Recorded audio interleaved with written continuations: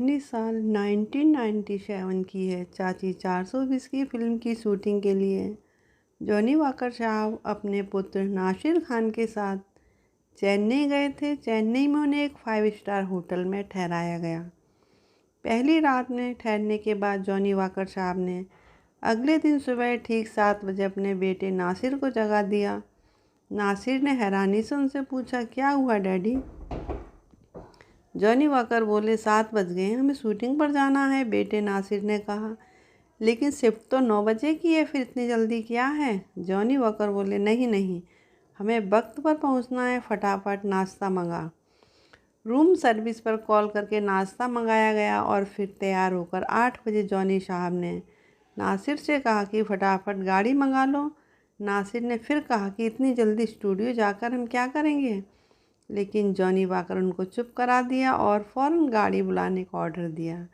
गाड़ी आई और 15 मिनट में लोग स्टूडियो पहुंच गए। स्टूडियो पहुंचते ही जॉनी साहब मेकअप रूम में घुस गए। पता चला अभी तो मेकअप वाला भी नहीं आया है। उन्होंने खुद ही अपना मेकअप करना शुरू कर दिया और पूरी तरह तैयार होकर ठीक 8:55 पर जॉनी साहब अपनी कुर्सी पर बैठ गए और बेटे नासिर से कहा कि डायरेक्टर को बता दो मैं आ गया हूँ। नासिर खान दुविधा में आ गए। वो बताते तो किसे बताते, वहाँ तो कोई था ही नहीं। दरअसल फिल्म के डायरेक्टर खुद कमल हासन साहब ही थे और चूँकि उन्हें औरत का मेकअप लेना पड़ता था तो वो मेकअप लेने में उन्हें बहुत देर हो जाती थी, इसलिए अक्सर वो सेट पर बहुत देरी से पहुंचते थे। खैर, जब कमल हासन आए, उन्हें पता चला कि जॉनी साहब 8 बजे से बैठे हैं। कमल हासन ने सोचा कि शायद उनके असिस्टेंट ने जॉनी वॉकर को गलती से बुला लिया है। कमल हासन अपने असिस्टेंट्स की क्लास भी लगा दी और फिर उस दिन शूट कंप्लीट कर लिया गया। जॉनी वॉकर अपने बेटे नासिर के साथ होटल वापस आ गए। अगले दिन उन्होंने फिर नासिर को सुबह 7 बजे जगा दिया और फिर वही एक दिन पहले वाला सारा घटनाक्रम रिपीट हुआ। नासिर खान काफ़ी हैरान थे। अगले 2-4 दिन भी जॉनी वॉकर जी ने ठीक वही किया। वो रोज़ सुबह नासिर को जगाते और नाश्ता करके ठीक 8 बजे होटल से निकल जाते और 9:50 9:55 तक तैयार होकर अपनी कुर्सी पर जाकर बैठ जाते और कहते कि डायरेक्टर को बता दो मैं रेडी हूँ।